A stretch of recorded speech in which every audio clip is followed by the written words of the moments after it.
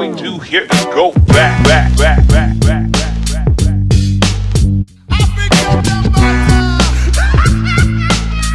It be the boogie tempo.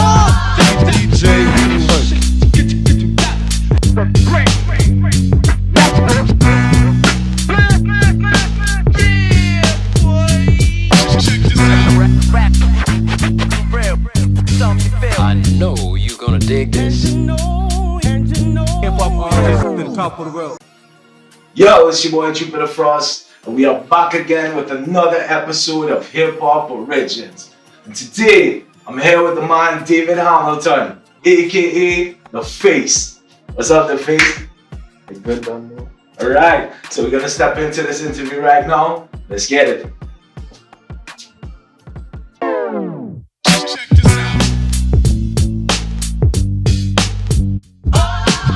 Hip-hop origins to the top of the world.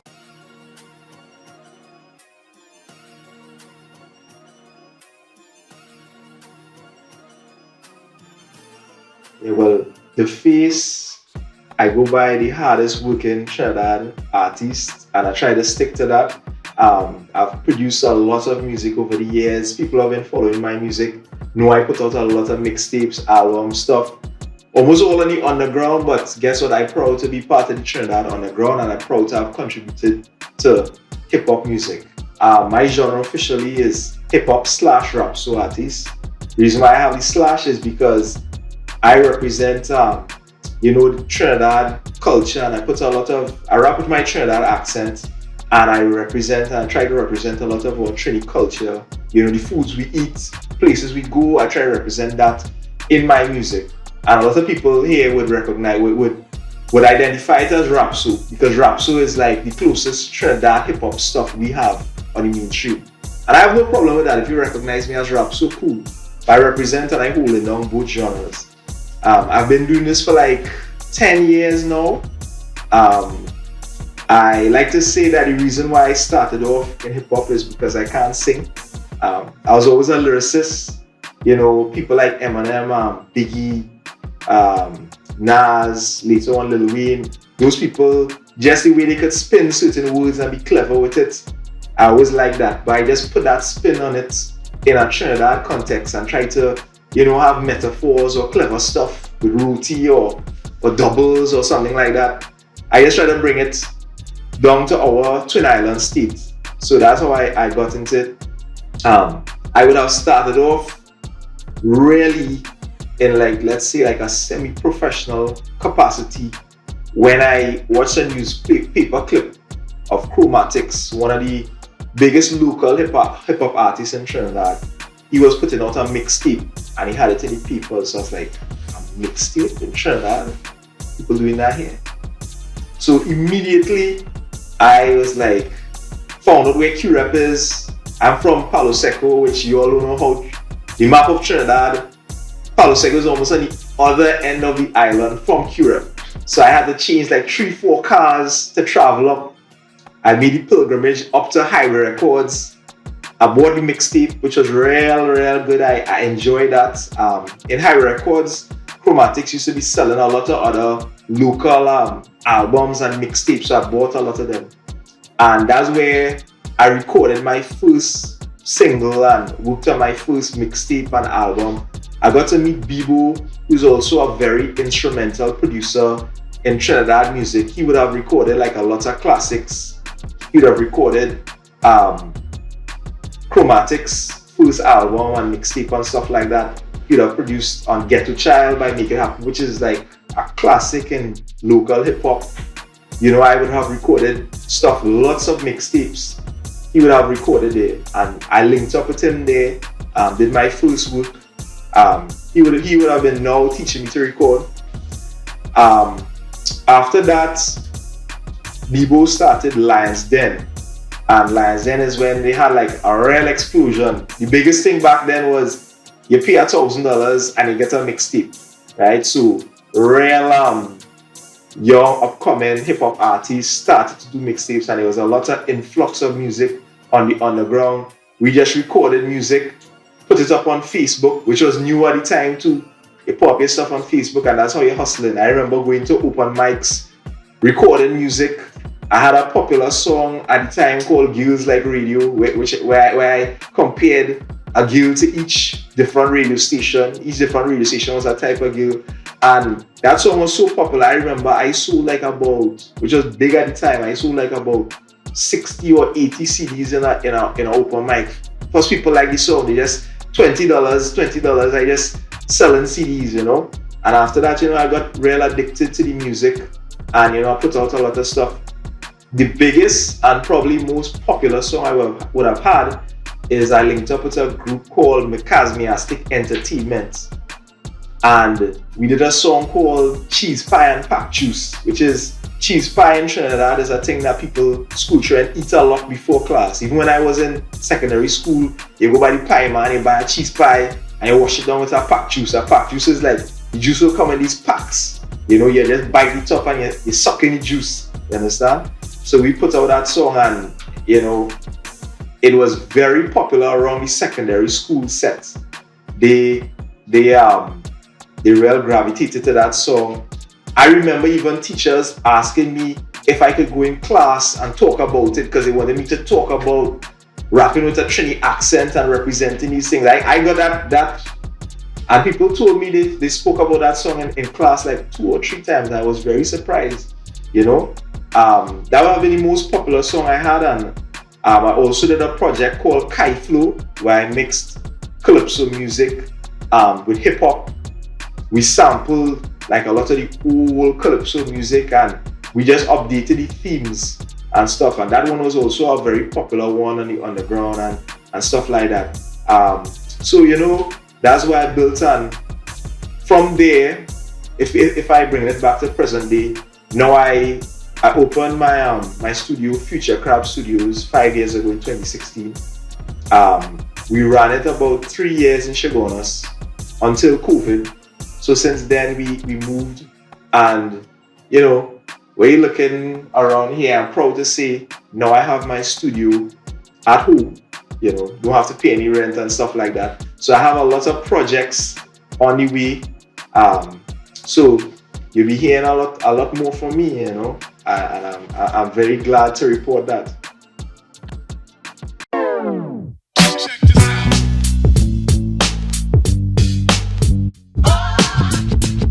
To the top of the world.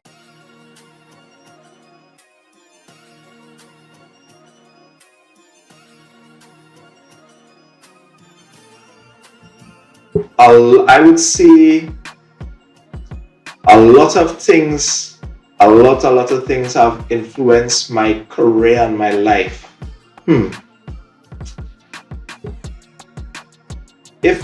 Musically, they have a lot of artists I take pattern from. Some of the artists you will know, some of them you won't know. So I will list a few of them. You know, it could be a very long list, but I'll keep it brief in terms of the ones I feel impacted me the most.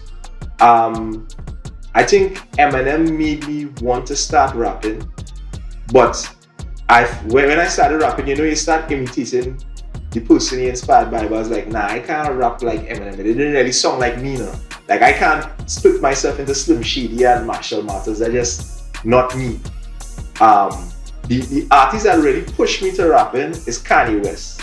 When I heard Kanye West, I was like, this man coming so, especially around college dropout. I was in university at the time, so it's like he was preaching to the choir. So I was like, the realness and just the simplicity or the way he presented the message, I was like, yeah, I could do that, but I could do that like from a Trinidad perspective. So I think that was the most instrumental in getting me into the music. If we're talking about who influenced my style, they have a group. They used to go by the name Treason. Now they are Three Sons. I admire their style so much, especially Menace, aka M1 now. I really, really admired his style and the way he put it down. I think I'm also influenced by Marshall as well. I mean, he's the biggest Trinidad artist. I guess by a lot of metrics, you could say that. Even though he's soca, I was influenced by how he did it. And another artist I would have to give a shout out to that, you know, a lot of people wouldn't know because he's an underground artist. An artist called Frost Blaze. I was inspired by him a lot. because when I first started rapping with a Trinidad accent and trying to do my thing in a Trini way, I didn't really know how to do it, like go the full extent with a Trinidad accent. So I was, kind of on the fence. And I remember we had a cypher and Frost Blaze dropped it so raw and so Trini, He was talking about things like, you're eating a roti, you go down on the beach and, and it was just so raw. And when I saw how everybody's like, woo, I was like, wait, I have to bring our culture in it full 100%. I can't go halfway. So, he was very inspirational to me in terms of my current style and stuff like that. In terms of influence in my life, I find a lot of things that influence me in music comes from reading certain books. Things like The 7 Habits of Highly Effective People and stuff like those things. I remember before I did Cheese Pie and Pack Juice, I read that book. And when I read it, it was talking about, synergy and having synergy between certain things. And if you work with different people with different type of experiences or different type of skill sets to you and you combine, you could get something even greater than the sum of your parts. So it might seem weird that connects to a song like that. But then when I read that book, I was like, well, I know these group of fellas make Asmiastic Entertainment. Let me link up with them and do something. And when I did that ended up being the biggest song I ever did. So books like that, I find every time I read and the more I read, I get information and that impacts my career and impacts what I'm doing in a certain way and impacts my life. Check this out. From origin to the top of the world.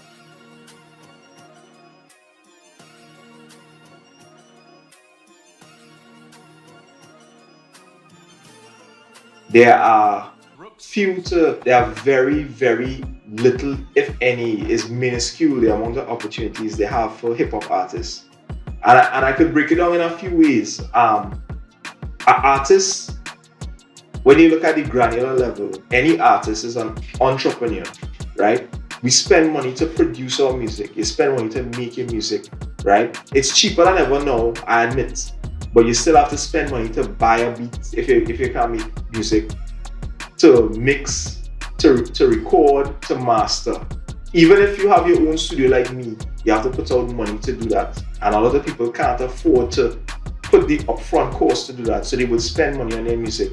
Now in our country, let's say before the pandemic, you put out a soca song, you don't have to be like Marshall or Destra or Nyla Blackman to make back the money you spent on your song, right? You can get a performance. Somebody will just say, hey, I have a show, take $500 and perform. You get 2, 3, 4, 5 of those type of performances, you can make back your money. Those opportunities do not come in hip hop. They don't have hip hop shows like that. You're not gonna get a radio play like that. They don't play hip hop on the radio in Trinidad at all. There's no hip hop season. We don't have any quota for local music, right? Like other countries where they have a 50% quota. There's no guarantee that a hip hop song will get played on radio. Now people might say, you talking about radio, it's 2021, boy, pop your music on YouTube or Facebook or TikTok or XYZ. It's very tough to make music, to make significant money from those platforms. Yes, there's streaming and stuff like that, but you have to get about 1 million streams or something to make significant money.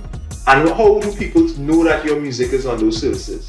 Radio is still one of the biggest megaphones we have, right? So if Trinidad music, if in Trinidad, or let's say Caribbean, I'm gonna keep it to Trinidad, if the Caribbean doesn't respect the other genres to have a quota where you could say, at least let's give hip hop 5% where they could get played, the opportunities would dwindle because we're not building a market for this.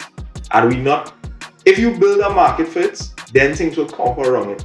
Then an artist, if I know if I spend $2,000, I could get back $3,000.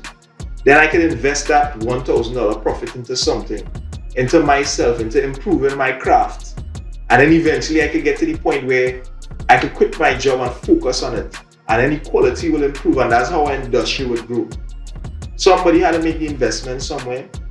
I don't know who will do it, but hopefully, and my goal is at some point I could assist to build hip hop as an industry and something they could respect, especially our Caribbean version of it.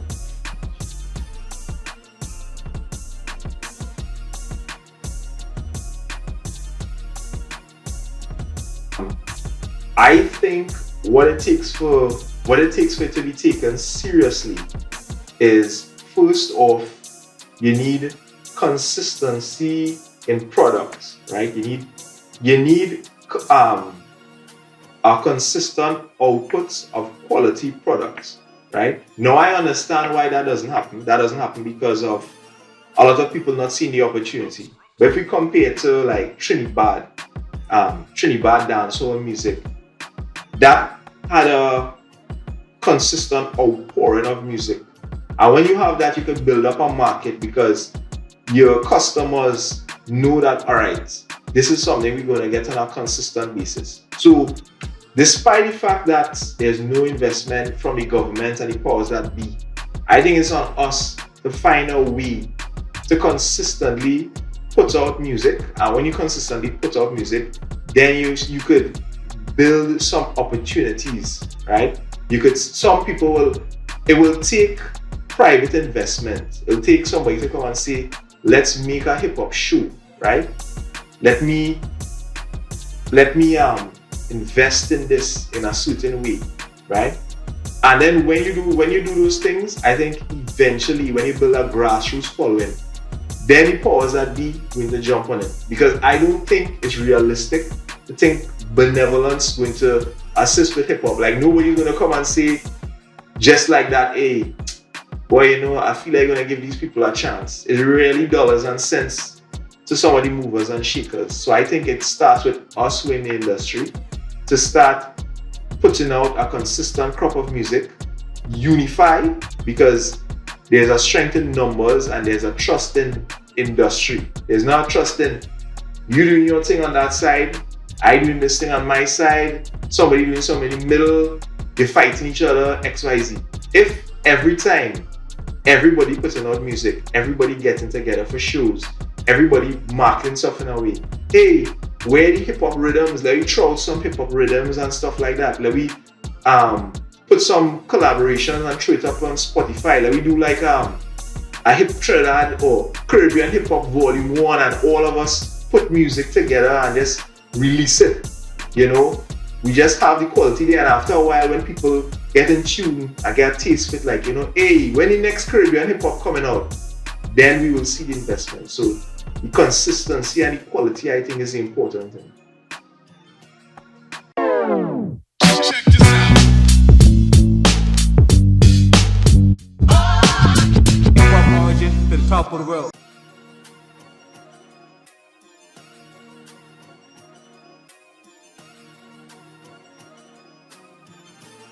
Three local hip hop artists, yeah. Well, of course, for sure, Make It Happen. That's an artist we all look up to. If you all don't do Make It Happen, you all could get your hands on Ghetto Child. That project, that is like a stone cold classic. That's Trinidad hip hop just boiled down to its bare essence and just encapsulated in great storytelling and stellar rapping and everything. I actually listen to that project every few years just to get myself back in sync, to make sure that's like the seed of everything. So I would have loved to see Make It Happen make it, because he's just so raw, Trini, and just so good with it. Another artist, now mind you, a lot of these artists I'm going to mention you probably may not have heard about, but trust me, these artists is artists you should look for if you can look for them on streaming services or YouTube or whatever. Maybe more YouTube. Another artist I would like to see make it is, there's an artist called Trapstar who was from Macasmiastic Entertainment. He really slacking right now. I don't think he's putting out much music now, but he's a very, very skilled rapper. He's like the kind of talent he possesses, I think, and he's still fairly young. I think he's a person who could do real damage if he got the opportunity to be in that zone where he could, contribute. He have cleverness, he have the flow, he repping the culture a certain way, everything about him. The last one is a tough one.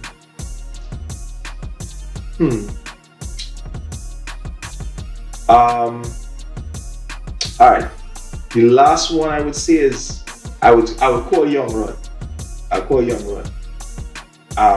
I think Young Rod has the skills and he has the marketability that he can make it in Trini hip hop. I think he has all the skills necessary that he's a guy that would be able to slip in and have something to contribute, and I think he'll be popular as well. So Young Rod, if you're watching this, get back on that Trini hip hop dread. You're slacking though.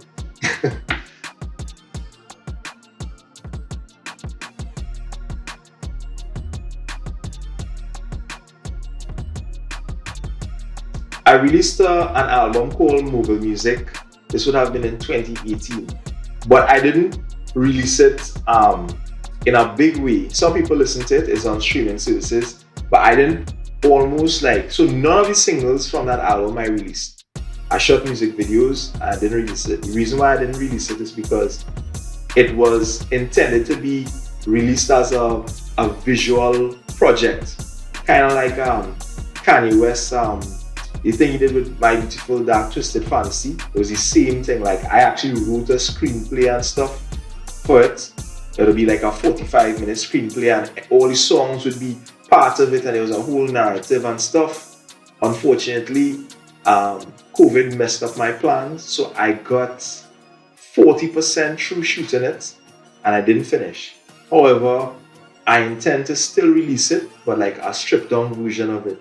So hopefully early next year, you'll see something from that. My brother Daniel Hamilton, who is like a soca/R&B artist, now turned into a super hip hop producer. The guy is doing like 2-3 beats a day and this kind of stuff. We did a project called Rap So and Breakups R&B. So he doing the more R&B side, all his songs like about heartbreak and it's a banker, you go through the woman and stuff. He doing the R&B, I doing like the rap so. And it's a 5-song EP. We released that earlier this year. It got a very good response. We released one of the singles as a video, Stay Far From Me. So we're gonna be releasing more singles from that EP project. So you're gonna see more on that front. And you can check it out too, Rap So and Breakups, all streaming services. Check it out, stream it. And well, you see what's going on here. I have my studio, and people who know me know I'm very prolific once it comes to being in front of a microphone. Because of COVID, I didn't have the opportunity to record, but I mean, right now I'm home in front of a microphone. So trust me, next year gonna be an influx of music. I just want to release music. To be honest, I just want to put out music. One of my goals is to try and fire back up hip hop in Trinidad. So I just have a lot of thoughts on how I could do it. What I mentioned before with hip hop rhythms and just bringing people together. Like, for example, like how J. Cole did this thing where he invited a set of rappers. Yeah, the Dreamville project. Let me do a Triniville. Let me just invite all the Trinidad hip hop artists and all the producers, and let me just do a project and put it out. That's the kind of ideas I have. So I know they'll be like, I know you're talking this, but when you're gonna do it? Just give me some time now. Let me get set up and thing. When I see the computer and thing come, all these things gonna be done. So all those are the ideas I have going into 2022. Hopefully all of you get vaccinated and stuff. Let we open back up the industry and let we fire this hip hop thing back up now. You know what I'm saying?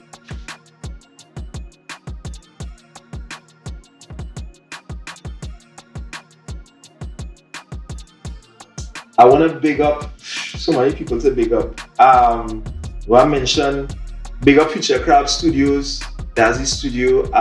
Big up my wife Kim. She helped a lot in me getting the studio up and running. Can't forget her. Big up my brother Daniel Hamilton. You know, both of us has just been in the trenches, recording, writing, all that. I want to big up all the people I work with over the years who inspired me as well. People make it happen. The whole of my Casimir Stick crew, Scara, Wanky, Trap, Solid, big up for yourself. Engineer, Young Rod, Chromatics, Mike Wise, all the fellas, you know, who keep doing it. DNA, all of you all who keep doing it, keep inspiring me. Anybody I forget who helped along the way, big up you too, and big up all you who watching. Support that Caribbean hip hop, you know. We're gonna be real big in the next few years, trust me. Check this out. Hip-hop origin to the top of the world. So you know I'm here with my boy Daface, and that is it for another episode of Hip Hop Origins. We'll see you next time. What we do here is go back, back, back, back, back, back, back, back.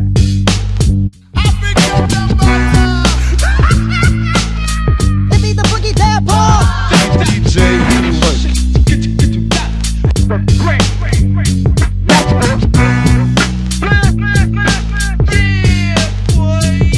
Check this out. It be the boogie tempo. Like, comment, and subscribe. Remember to hit that bell to get notifications for more things Tempo.